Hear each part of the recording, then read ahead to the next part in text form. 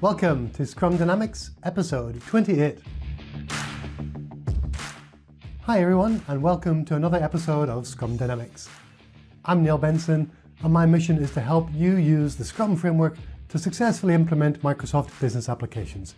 Whether you're into Dynamics 365 customer engagement, ERP, or retail, talent, Power BI, Power Apps, or Flow, and whether you're a Microsoft customer or partner, my goal is to help you use the Scrum Agile Software Development Framework so that your project takes less time, costs less money, has fewer risks, and most of all, it's more fun for you and your project team.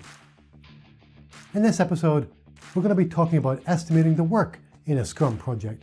Specifically, we're going to be talking about story points. First of all, let's hear from my good friend Shawn Tabor, who has a question about using story points for estimating work. Over to you, Shawn. So Neil, what's the best way to estimate effort on a project? Is it story points or actual hours?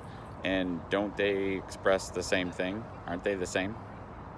Thanks, Shawn. I really appreciate you sending in your video, especially using a vertical video. Thanks, man. I guess in Florida, you have to keep your phone vertical so that if you're attacked by an alligator, you can use your phone to prop open its jaw and hold it wide enough open to escape. Clever thinking.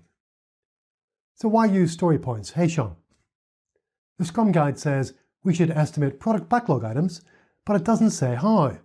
It's up to each Scrum team to figure out how. Let's look at some of the ways you could do it.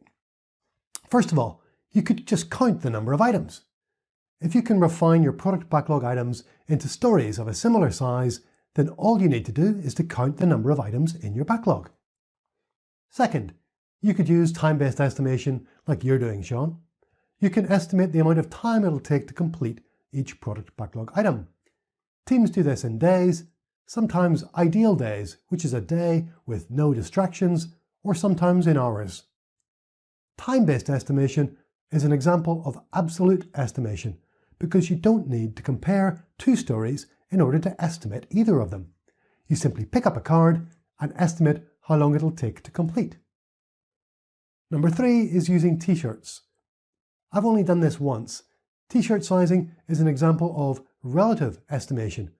You pick a baseline story against which every other story will be compared, and you call that the baseline, maybe M for medium. And every other story is then a t-shirt size, bigger or smaller than your baseline, from XXS up to XXL. The fourth method is story points.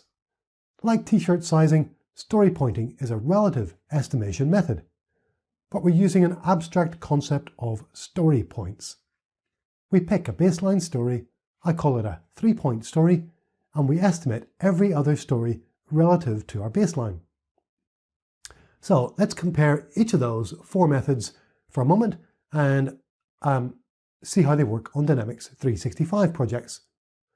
First of all, counting cards. It's illegal in Vegas, but it's actually not a bad idea for backlog estimation. The downside is that it usually requires a fairly high-performing team to be able to refine their stories and know that each story is just about the same size as any other story. Your team could use another estimation method and then switch to counting cards later. It's very fast because you don't need to spend time estimating effort or counting up points anymore, which is great. The second one, time-based estimation, is okay. We'll come back to it in a second. Number 3, I don't like working with t-shirt sizing. As I mentioned, I've used it only once because you can't add up the results. If someone asks you, how much work is there left in the backlog, and you tell them it's 6 smalls, 3 mediums, 4 extra larges, and 1 extra large, no one is going to have a clue what that means. So I don't use t-shirt sizes.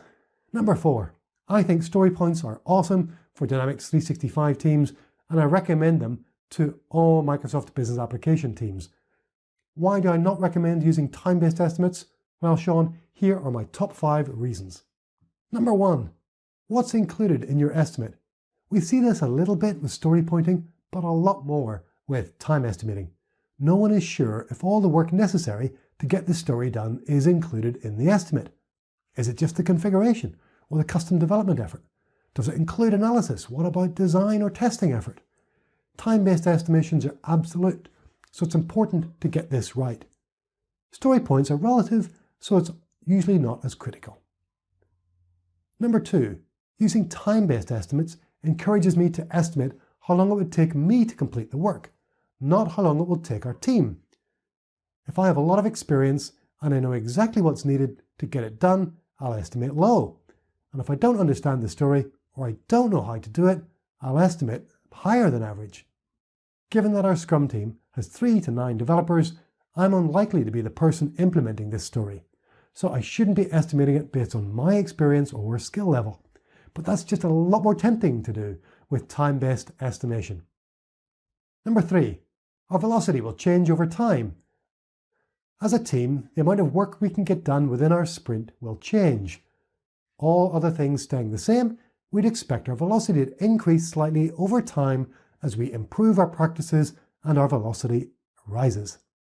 How can we explain to our product owner that we used to do 25 days worth of work in a sprint and now we're going to do 30?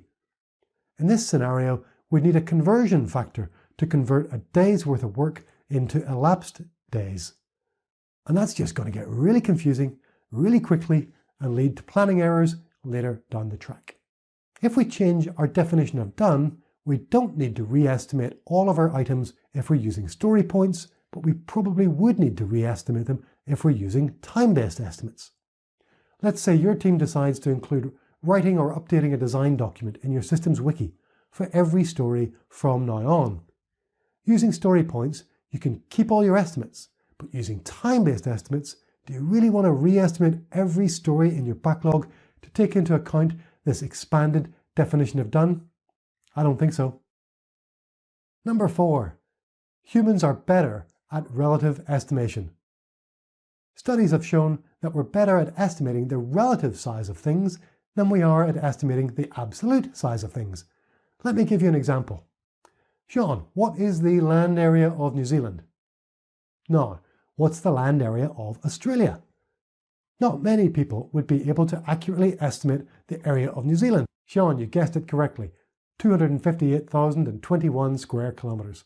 And Australia, 7,692,024 square kilometres.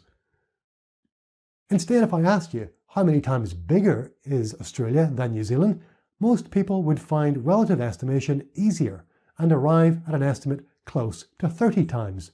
Australia is 30 times bigger than New Zealand. What about India? It's half the size of Australia at 3.2 million square kilometres. So if we were to use India as our baseline country, then Australia is twice as big. And Russia is 5 times the size of India at 17.13 million square kilometres. Don't know if that includes Crimea or not. Number 5, estimating in story points is faster. Studies of Scrum teams have shown that story pointing is faster than estimating in hours or days. Teams that estimate in time tend to have to take their discussion down quite a few levels in order to agree on an estimate. All that discussion takes time, and time estimates make it feel like you're giving a firm commitment for exactly how long it's going to take for you to develop a feature. This is especially true if you're writing a proposal or responding to an RFP and all the estimates have to be signed off and approved. One study showed that story point estimating could be done in about 20% of the time it took for time-based estimates. So there you go, Shawn. There are at least 4 ways to estimate work in your Scrum team. Counting cards, estimating in time, estimating in t-shirt sizes, or estimating in story points. You should use story points, Shawn, because they are relative, and that has several advantages. It's less critical to agree on exactly what type of work is needed, and they're more team-based than individual, which helps you reach consensus quickly. Story point estimates don't need to be adjusted as our velocity changes, especially if we add a new definition of done or change our team composition. And humans are better at relative estimation, and estimating in points is faster than hours or days, especially in a pre-sales situation. Boom! There you have it. Thanks very much. Shawn, I hope you've enjoyed this episode. remember you can subscribe to the podcast at customary.com/Scrum Dynamics. And remember, if you want to leave me a question, just like Shawn, you can send me a video at scrum@customary.com. That's the word customer with a Y on the end.com, or visit my website and click on the send voicemail button. Thanks very much. I'll see you next time. I really appreciate listening. Bye for now.